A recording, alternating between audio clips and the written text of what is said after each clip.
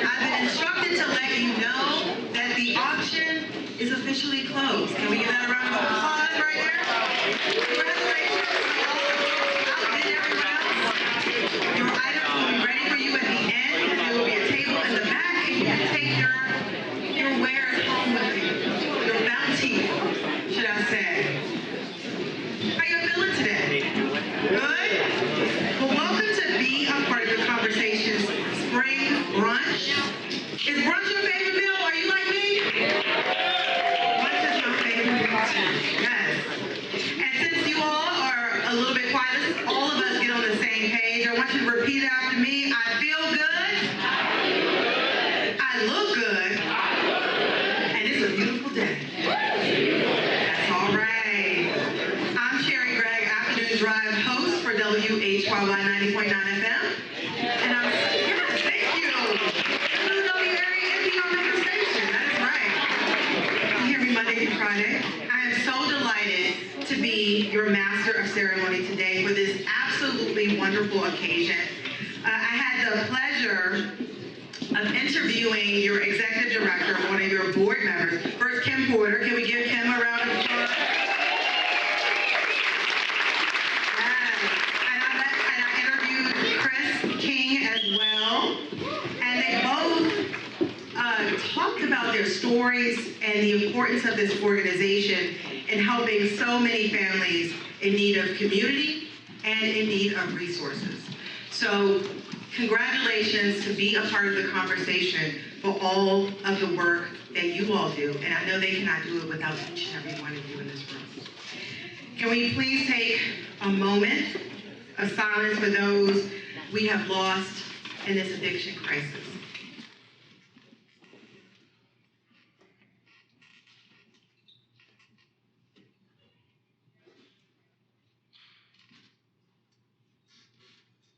Thank you for that. And can we say thank you to those angels who made this day absolutely beautiful? Yes, because today is about hope. It's about hope. And we're going to be celebrating the reduction of stigma, promoting of prevention, and above all, opening dialogue with families and among communities of people. And we're a community, right? We're going to love on each other today. And that's what today is all about. Before I continue, I want to recognize the lead sponsors for today because we need money to keep the work going. We can't say it's fundraiser, but it's also about funds. We need that. So thank you to the to platinum sponsor, Gibson Holden Foundation. Can we clap for Gibson Holden? Thank you. Gold sponsors, 2020 Visual Media and Lincoln Investments. Thank you for your support today. Who helped make today possible, and for all of you who are sitting in those seats right there, thank you for supporting, being a part of the conversation. It's been a tough couple of years with this pandemic, but we're all here right now. You know, be part of the conversation, went virtual for a while, got the work done. And so, I want to ask the board of directors to stand for a moment. Where you go? Give them a clap.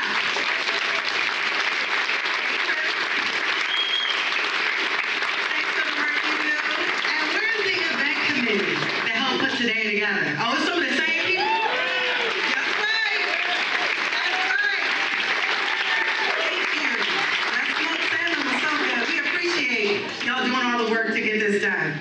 Finally, I want to thank everybody who so generously contributed to the 80 silent auction items, including baskets from parent partnership groups. And thank you to all the businesses that contributed so generously. Can we thank them as well? And to all of you who've been here. So, without further ado, we have a visual treat for you that will tell you a little bit more about the organization you all are here to support.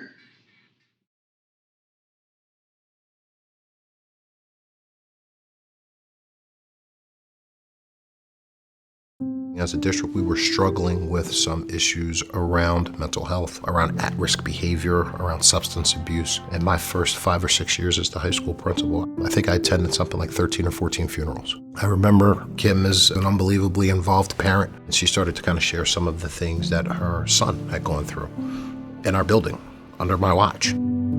The first time he got high, he was 13 years old. And the first his dad and I knew anything about his substance use was when he was a senior in high school. Things really escalated when he went off to college. We allowed him to move back home with us. It was a really dark time because we were seeing him deteriorate. Miraculously, Daniel agreed to go to treatment. We had a lot of fear. That was number one for me. Confusion, frustration, not knowing where to turn. And once we found all the resources that were available through our son's recovery, I didn't want another family to have to be in the dark the way that we were.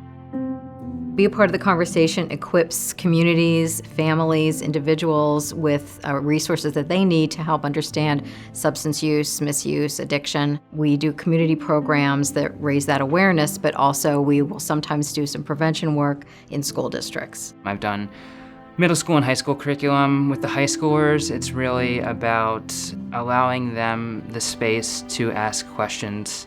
When it comes to making healthy choices, part of that is having the information in order to make those healthy choices. I went into my career thinking like, I'm gonna be an addictions counselor. I never anticipated that prevention could even make a bigger impact. As a parent, you are kind of limited in your ability sometimes to help your children as they grow older. There are so many things that go on for your child during the day that you don't know about. I discovered Be a Part of the Conversation 6 years ago, and this is when substance abuse with my daughter came to light in my life.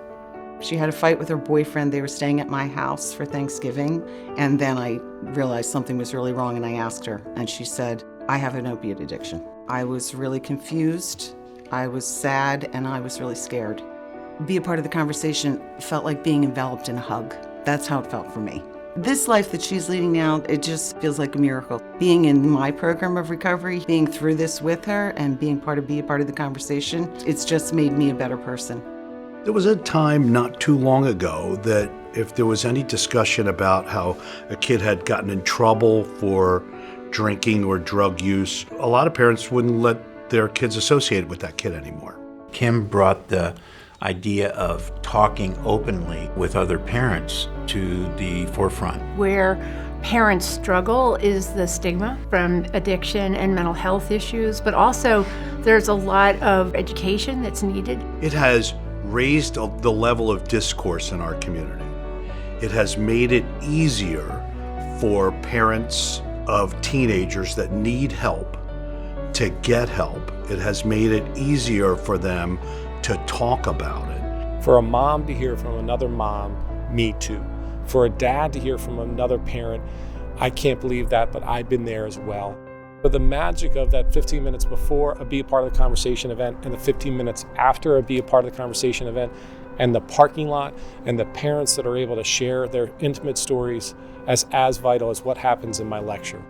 I'm not much of a 12-step person, even though that's what my son was in. And I found the parent partnership page and Zoom meetings, and I joined one, and it was great. I think I've gone pretty much every week since. We've had 35, 36 different parent groups. We need to expand into different communities. There's more of a need today than we first started 11 years ago. You talk about one school district in 2011 to close to 30 school districts. It's become a known resource, a recognizable resource, a best practice resource for families and communities. We are growing faster at Be a Part of the Conversation than the bank account is growing. The best thing that anyone can do is to get to know the organization and fall in love with it the way so many of us have, and then make it a part of your giving. And the more people we are in this group, the more people we tell the stories, the more impactful it feels like this is really possible and nobody has to be alone. I'm grateful on so many levels. It's the people I get to work with every day. It's the gifted clinicians that we're in touch with. It's the people in recovery. Who's more giving and transparent than a person in recovery. I know there are families out there in the dark right now, and I hope that they learn about it so that they can find a way out.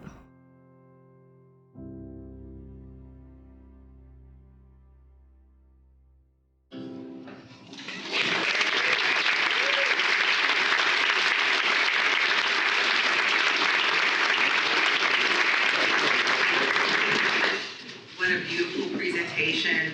And can we say thank you to Rob Sizowit of 2020 Visual Media, one of the sponsors for today, for putting together this wonderful video presentation. Rob, if you could just wave your hand. I've known Rob for over a decade. I know we were like 3 years old when we met, but he's been excellent and empathetic, and you can see that through this video presentation. And thank you to everybody who shared their stories and who participated in that event. And Kim, beautiful. Next, I'd like to introduce you to a woman who I just spoke about, someone who has turned an incident in her life, a moment in her life, into a vocation, and is driven to help families of all walks of life. Your Executive Director, Kim Porter.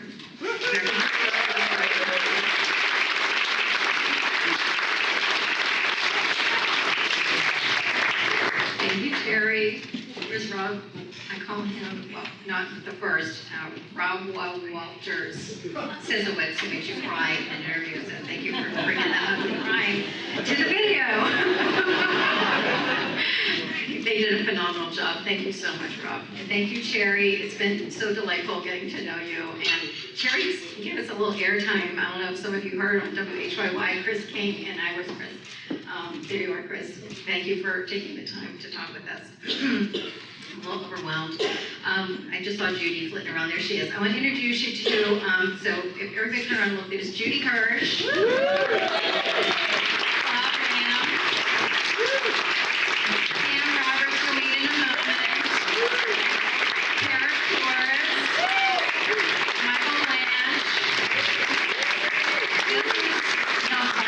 Working group of people, Casey said it perfectly in the video. This organization is outgrowing the budget. This organization runs on the fuel of these people.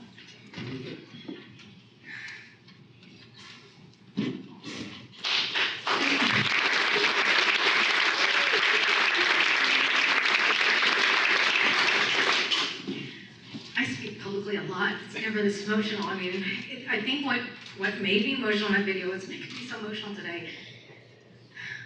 What brings us to this organization, any of us, is something that we didn't really want to have happen in our lives. And yet, we are here for each other, thank God. And I just have the deepest friendships because of this. And thank God my son is okay, he's great, he's sober, he's alive, but that is not always the case, as we know all too well. We've lost, thank you, Cherry, for that moment, because we all feel it. We have good days and bad days, we hear of losses, and it's devastating, but we have each other's back.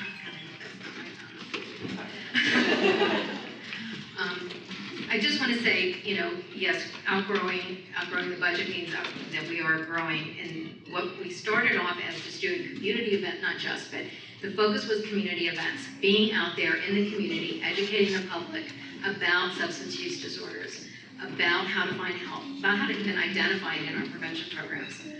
But then we were so grateful last summer to expand into these support groups who are already happening. You're going to hear from Pam and Bill. I'm going to let them talk about it. But that became when we were able to bring these amazing volunteers who lead these groups under the umbrella of Be a Part of the Conversation as parent partnership meetings. That just made so much sense for us because we have the community event that raises the awareness. Then we have the ongoing parent groups that are there week after week, all year long, to keep people connected. And then we just added a third leg to this, which I'm so excited about, called the Family Recovery Course. And I want to tell you, it's like an education program that is peer-led. Peter Roberts and I did it together with loads of help from Bob and Judy and Mike and others. and Bill, to really take a deeper dive with families who are really in the soup, really dealing with this. It is not therapy, it is not clinical, it is peer-led, but we feel like we really have some great opportunities to help people understand the way it impacts the family, because this is a family disease, as we all know all too well. So I'm not going to go on. I just want to say thank you all for being here, for your support. I haven't met all of you, and I would love to get to know you, and thank you for being here to support us. I know I'm probably forgetting things, but whatever. We're going to move on along. Thank you very, very much for being here. Woo!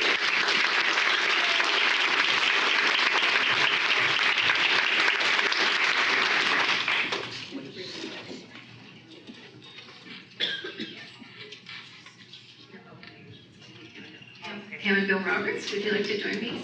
So I mentioned parent partnership. So we were, Pam Roberts and her husband Bill, here Pam and Bill started these groups so long ago. Can we give them a round of applause?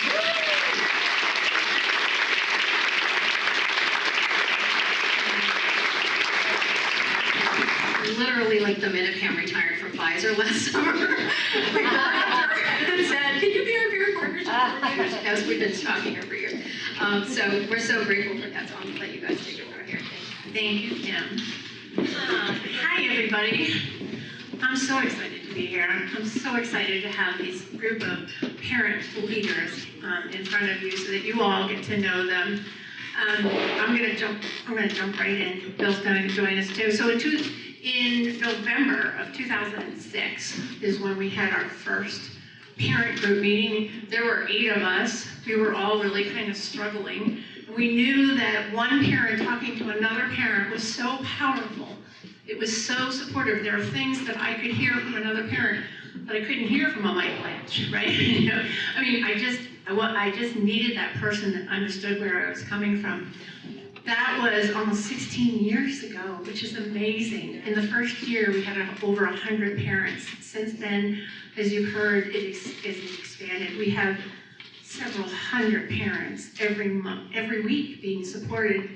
Thousands of parents have been touched and supported over the last 15 years. So these people who we are honoring today have been here, most of them from the very beginning, and has stayed with us. And that's the thing that is so amazing, because once you get yourself healthier and in a better place, whether your kid is okay or not, because that's our goal, you stay on because you want to be there for the other parents. And these people that we'll be introducing is absolutely amazing.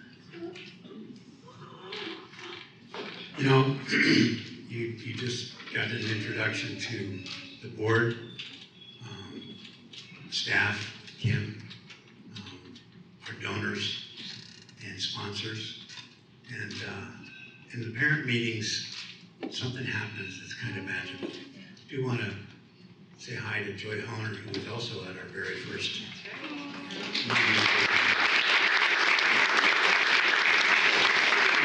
She helped to get us going. But you know, all of that is great. Newcomers come in, and there has to be someone there to greet them. And those people are angels, as you call them. And they stepped up, and they believed that one of the foundations of recovery is service, and that's what they do every day. And it's not just the day of the meeting, it's they take phone calls, they organize different events and that kind of thing, and so we are here to honor them today. So I'm going to ask, as I say your name, if you could just stand up and then as come across, and then we'll hand you your award. And I did this by the days of the week. And you'll see how many we have. Denver Family Parent Group on Sundays, Ruth Nova.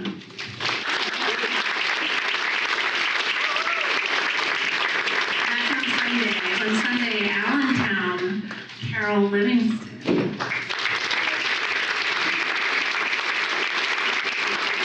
On Monday, the Easton Group, Bob Livingston. In Westchester on Monday are Marty and Dave Phillips.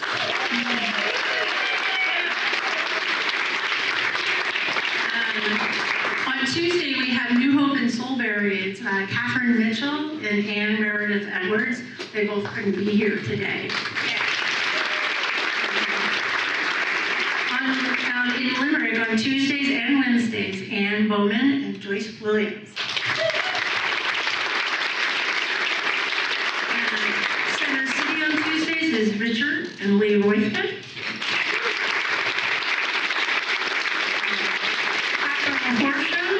Is on Wednesdays, Laura and Carmen Nova.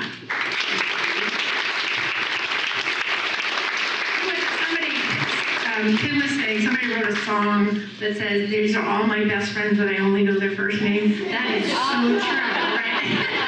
I'm like, how do you say Lauren's last name? Okay, at Chestnut Hill, Laura Quintaball.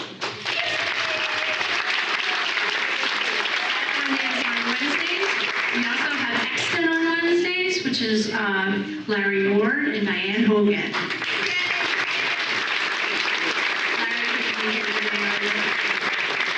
Rosemont on Wednesdays is Luna.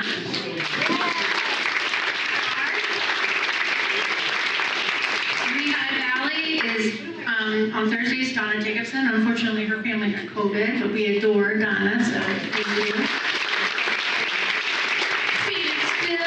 Thursdays, this is Bill in my home group, Jen and Matt Wagner.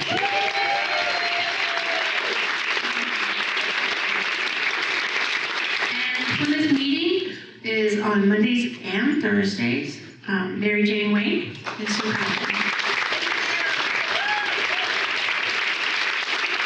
And what you'll also hear is a lot of the parents that go to these family support groups are also here. So we are such a community. If you have any interest at all, we welcome you. Please come join us. We're not scary at all. We're in person, we're on Zoom, and if you go to conversation.zone and the parent partnership website, we have the calendar out there. We make it so easy. So please come see us. Thank you. Thank you all.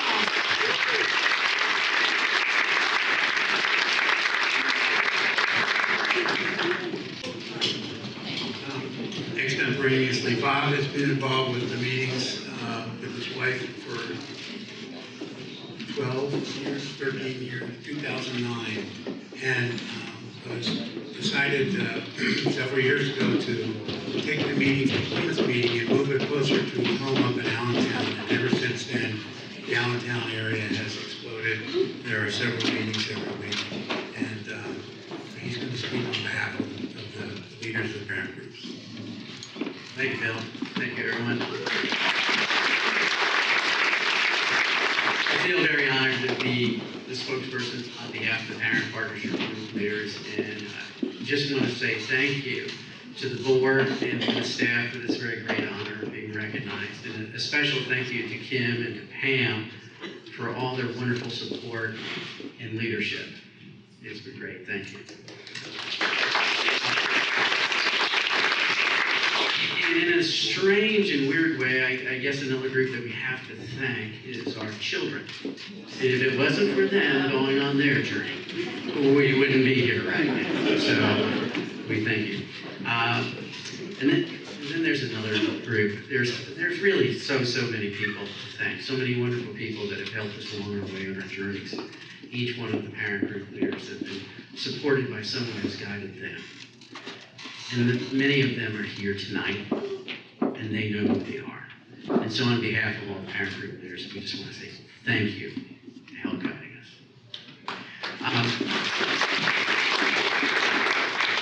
Kim and Pam asked that I reshare something that I've shared in the past with others. And that's the experience that Carol and I shared when we attended our first parent support group meeting. Many people have gone to their first meeting, and everyone has a different experience. There's that common thread of attending your very first meeting. And I tend to sum it up with a quote by Martin Luther King. The quote goes, "Only in the darkness can you see the stars." How true. Only in the darkness can you see the stars. You see, it was back in November of 2009 that when Carol and I walked into our first parent support group meeting, we were dazed, confused. I mean, we were scared. Our world had been turned upside down. And we were in a dark, dark place, in deep pain and loss. We were deeply lost. So we slid into that room. It was a very crowded room, about 50 people. We slid into the back row, trying not to be noticed.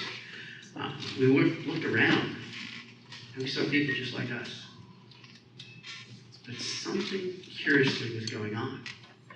They were chit-chatting away. Some were smiling, some were laughing. How could that be?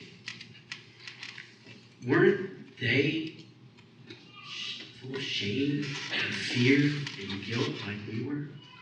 Weren't they in deep pain like we were? Well, the meeting started, and we listened, and we listened, and we listened to story after story, and that's when it happened. In our darkness, we began to see little shimmerings of light, little twinklings of stars. And the stars are sharing hope and courage and strength. And with each meeting that we attended, the room just kept getting brighter and brighter. The room was full of stars. And as it's been for over the ages, the stars have served as a source of navigation, guiding sojourners through the darkness and safely into the light of the day. And so it was with us. And so as things go, the cycle would repeat itself every week. And an interesting phenomenon begins to happen. Those that were new to the room just a few months ago, they begin to get their own little twinkle. They begin to become a shining light for someone else. And that's how it began for each one of us as parent group leaders. Someone was a shining light for us. And today we feel very honored and humbled to have the opportunity to serve as a twinkle of light for someone else. I share this story because as I look out over the room, I see a room full of bright, shining stars. People are caring. People are giving of themselves so that others may benefit from their generosity. And so, on behalf of all the parent group leaders, I just want to say thank you for this great honor. And from each of us, we ask you just to keep on twinkling.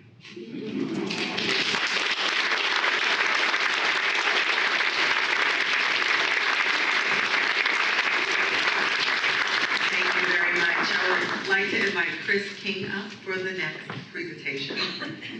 Chris.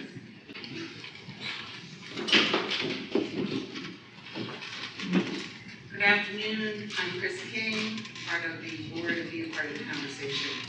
And I'm really happy that Megan Cullen is here with us today.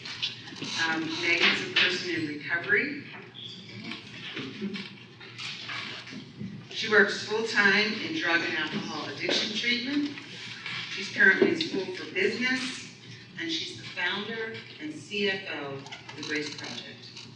It is my pleasure to award her this year's Conversation Youth Inspiration Award.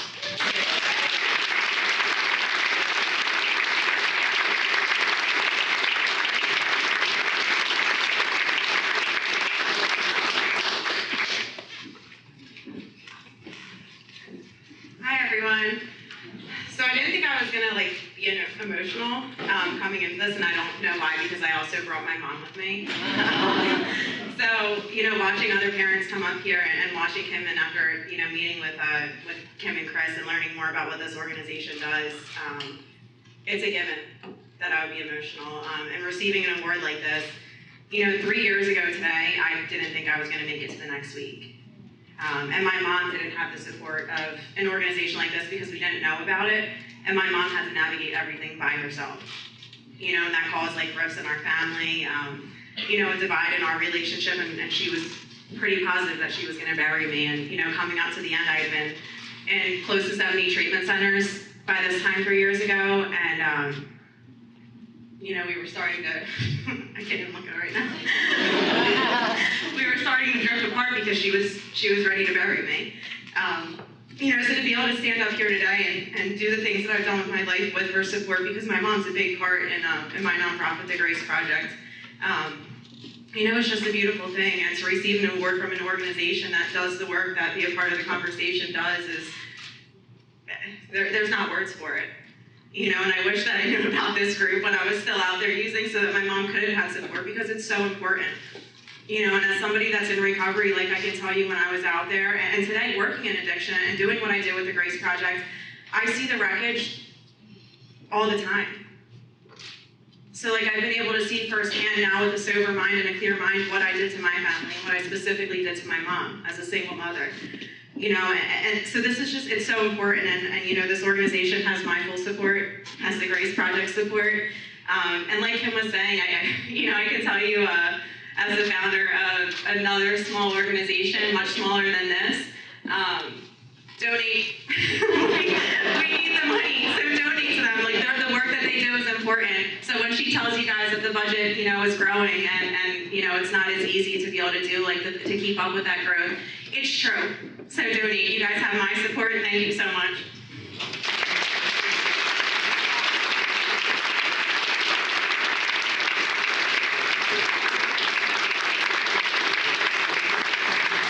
Congratulations, Megan. She's a star, right? Yeah. I love that quote, only in darkness can you see the stars. Congratulations to all the honorees, to you, Megan, to all the parents who keep going, putting one foot in front of the other and helping one another. Congratulations. So, I am delighted to introduce our keynote speaker for today, Diana Clark. Diana has been aiding families during times of turmoil for more than 20 years. She is a renowned family recovery advocate in the field of addiction and mental health treatment. As a specialist in both family systems and parenting, Diana is a recognized force of clear speech, logic, and loving acceptance, and has helped thousands of family members establish healthy boundaries, manage expectations appropriately, and develop plans for their families. Diana has developed and facilitated numerous workshops for families and professionals, and is also the author of the book, Addiction Recovery, A Family's Journey, which offers guidance for family members of those struggling with substance use disorders and mental health concerns. Let's welcome Diana with a warm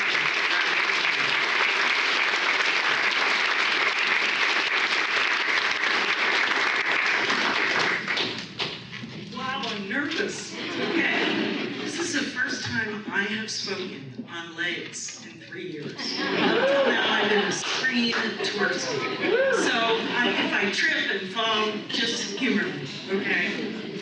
So when Kim asked me to do this, it was several years ago because it kept getting put off from COVID. And I started to write this essay for this keynote speech back then.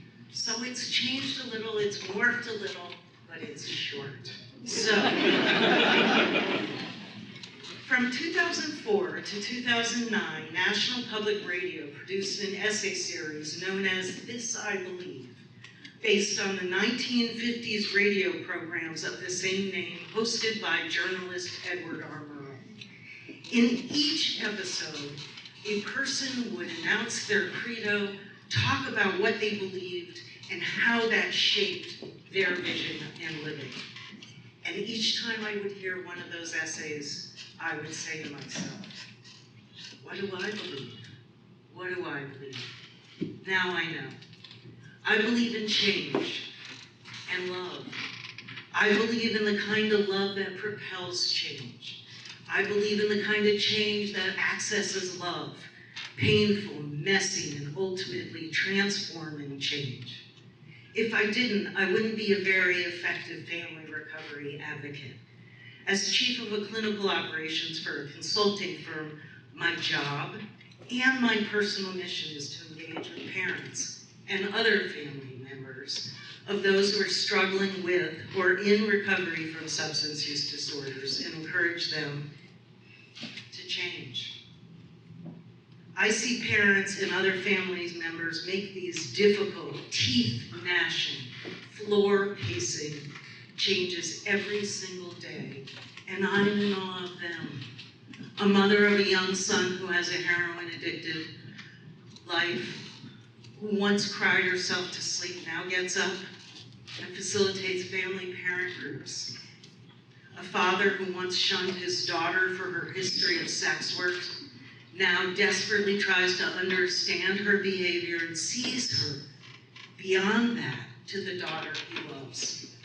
A couple that bucked generations-long ban on discussing uncomfortable feelings, who are now open about their son's addiction to pain medication in the Christmas letter that goes out every year. What I've learned from these parents and other family members is nothing short of remarkable. I've learned that love, when harnessed and directed, is the most powerful force in the universe. It just may not look like what we thought love looked like. Whereas I used to think that love was a little bit like Glenda the Good Witch wearing pink gossamer robes of silk, I now see love as Joan Jett wearing black leather and chains. I've learned that raising children encompasses a natural sense of grieving and loss, but when one has a child with a substance use disorder, this sense of loss and grieving is magnified, and it can be magnified daily.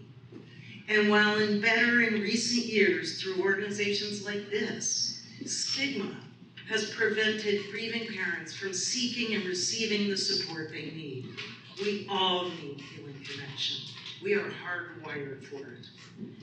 I have a whole new appreciation for the benefits of pain. I've learned that pain tells us when to go to the doctor. Pain tells us when to go to the dentist. Pain tells us when we look at the mirror and don't like who we've become to actually change. And for our loved ones who struggle with substance use disorders, pain isn't optional. If using drugs and alcohol is a little slice of heaven for them in that moment, what does propel them to change? Pain. Pain. So I've observed also over and over that a pause in communication between these IPs or identifying patients, the ones struggling with substance use disorders and their families, a pause in that is not an absence of love. Sometimes in my darkest moments, I have to remind myself that these very ruptures are what it takes for love to take root and for reconciliations to happen all the time. But these new dance steps are hard. It takes education, a lot of support, a lot of tenacity to hang in there in a process that is slow, inconsistent, and often frustrating. Family members report that recovery isn't a straight line for either the person with the disorder or for those who love them.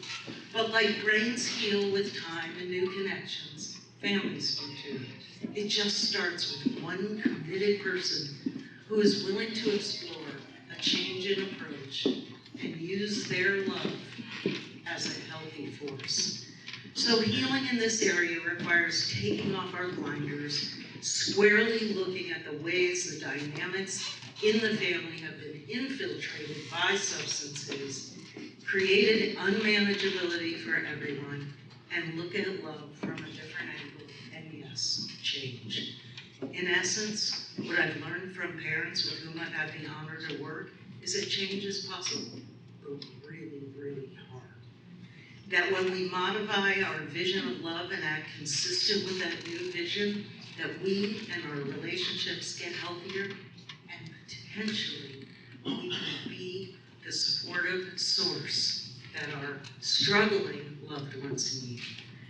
So I'm going to close this with a poem that is one that touches me all the time, by Khalil Gibran, called On Children. Your children are not your children. They are the sons and daughters of life's longing for itself. They come through you, but not from you. And though they are with you, they belong not to you. You may give them your love, but not their thoughts, for their thoughts, before they have their own thoughts. You may house their bodies, but not their souls, for their souls dwell in the house of tomorrow, which you cannot even visit, not even in your dreams. You may strive to be like them, but seek not to make them like you, for life goes not backward nor tarries with yesterday. You are the bows from which your children as living arrows are sent forth. You are the archer that sees the path of the infinite, and he bends you with his might, that the arrows might go swift and far. Let your bending in the archer's hand be for gladness, and for even as he loves the arrow that flies, so he also loves the bow that is stable.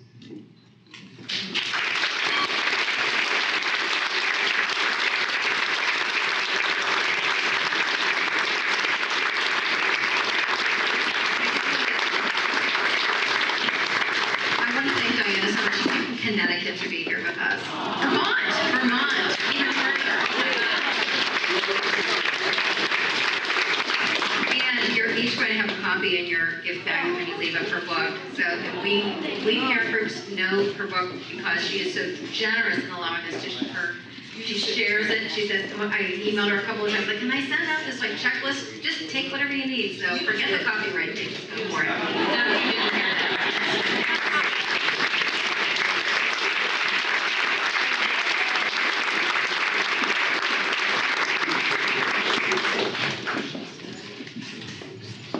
I'm Casey Duffy. I am the president of Kim's board of directors, and I'm an alcoholic, and I'm the adult child of an alcoholic, so every time people cry, I want to tell a joke. And so I'll have about 12 jokes for you guys outside, because it's just been that kind of an afternoon. And this just touches my heart. Diana, thank you. Thank you for the Gibran poem and for the Joan Jett. Thank you, and just Megan, just thanks for being you and for donating. And Bob, we will all carry that quote with us now. So thank you. On behalf of the board of directors, we have two new members of the board of directors. Dennis Williams, the principal who you saw in the video, he's not here. He's probably doing principal stuff. Lisa McKell is our other newest board member. Lisa, we do this every 2 weeks, and you're in charge of the next one. Okay? All right, good.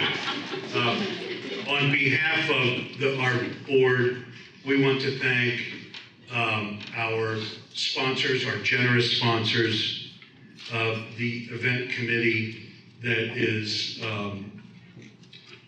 small and hardworking and just astounding. What a terrific day from start to finish. It's a great place to be. Thanks to Bill and Pam for the weather today. They took care of that. And to our sponsors. Be a Part of the Conversation's first year was one community, school district community, 3 events. So I have a 16-year-old daughter, which is half the reason why I do this. And this morning she said, like, Dad, you're supposed to be important. Are you gonna wear those $5 glasses? So I tried to write big enough, but I just went, over 200 events this year, 200 events in our history, 101 events since COVID, bringing the message to people that need it. Our staff just pivoted to online delivery when people couldn't get together. We are so glad that we're getting back together now, but it was tremendous. And the need had increased at that point. And so,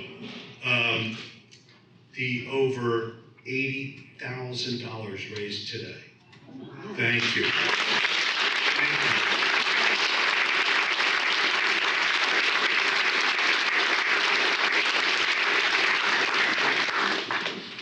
you. There are people that want us that we can't get to, that need us.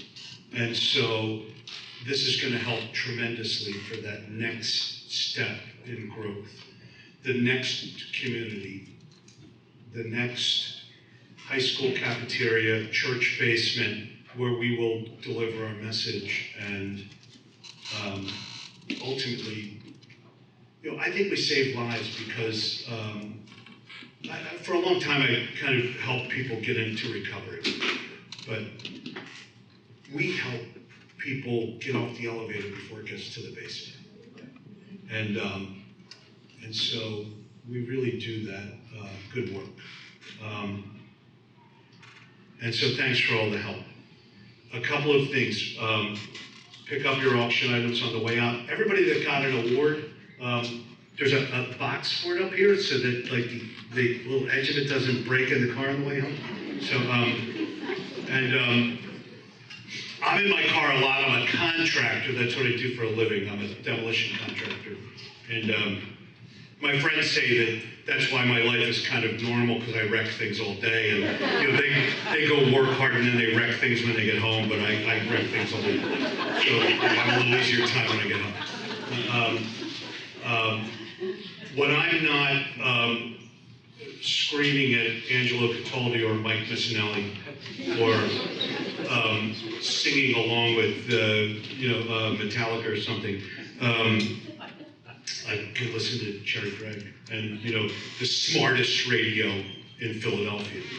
And thank you for being here. And Cherry's gonna take us out now. So thank you.